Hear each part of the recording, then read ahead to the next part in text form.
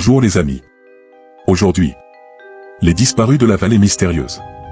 Emma et Lucas, des jumeaux de 12 ans aux cheveux bruns et aux yeux pétillants de curiosité, étaient inséparables. Un jour, alors qu'ils exploraient la forêt près de chez eux, ils découvrirent un sentier qu'ils n'avaient jamais remarqué auparavant. « Regarde ça, Lucas » dit Emma, pointant du doigt un panneau en bois à moitié caché par la végétation. La vallée mystérieuse. Ça sonne excitant. Lucas, toujours prêt pour une aventure, hocha la tête. Allons voir. Ils s'enfoncèrent dans le sentier, l'excitation montant à chaque pas. La forêt devint de plus en plus dense, et une brume étrange commença à les envelopper.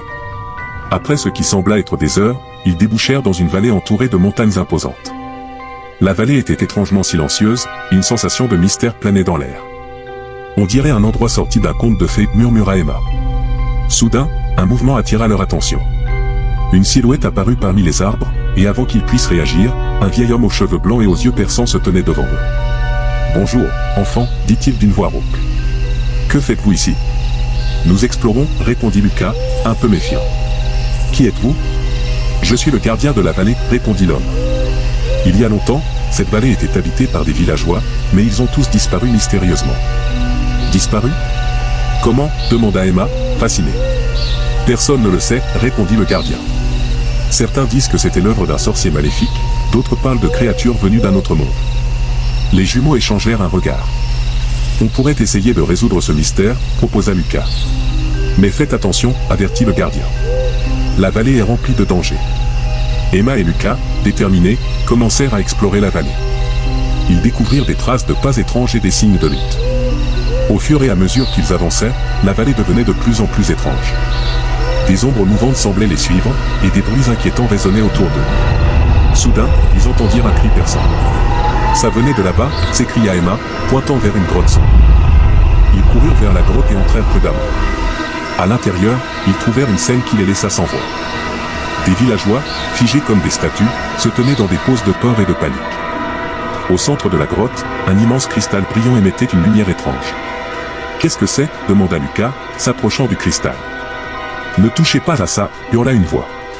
Un sorcier aux yeux flamboyants apparut dans un éclat de lumière. « Vous ne savez pas ce que vous faites. » Emma et Lucas reculèrent, effrayés. « Qui êtes-vous » demanda Emma. « Je suis Morbus, le sorcier » répondit-il. « Ces villageois ont essayé de voler ma magie, et je les ai punis en les emprisonnant dans ce cristal. »« Vous ne pouvez pas faire ça » s'indigna Lucas. « Ils doivent être libérés. » Morbus rit sinistrement. « Et comment comptez-vous faire ça, petit humain ?» Emma, inspirée, regarda autour d'elle et remarqua une inscription ancienne sur les murs de la grotte. « Lucas, regarde. Il y a un sort pour libérer les villageois. » Lucas lut l'inscription à voix haute, et ensemble, ils récitèrent les mots magiques. Une lumière éblouissante enveloppa la grotte, et le cristal se fissura. Les villageois, un par un, commencèrent à se libérer de leur emprise cristalline. « Non » hurla Morbus, mais il était trop tard. Sa magie s'évanouit, et il disparut dans un nuage de fumée noire. Les villageois, reconnaissants, entourèrent Emma et Lucas. « Vous nous avez sauvés. »« Merci. » Le gardien de la vallée apparut alors. « Vous avez fait preuve de courage et de compassion. La vallée est à nouveau libre grâce à vous. » Emma et Lucas sourirent, fiers de leur exploit. « C'était incroyable, » dit Lucas. « Mais comment allons-nous rentrer chez nous ?» Le gardien sourit mystérieusement. « La vallée veillera toujours sur vous. Rentrez maintenant, et souvenez-vous de ce que vous avez appris. » Emma et Lucas, main dans la main, quittèrent la vallée mystérieuse, le cœur rempli d'aventures et de souvenirs inoubliables.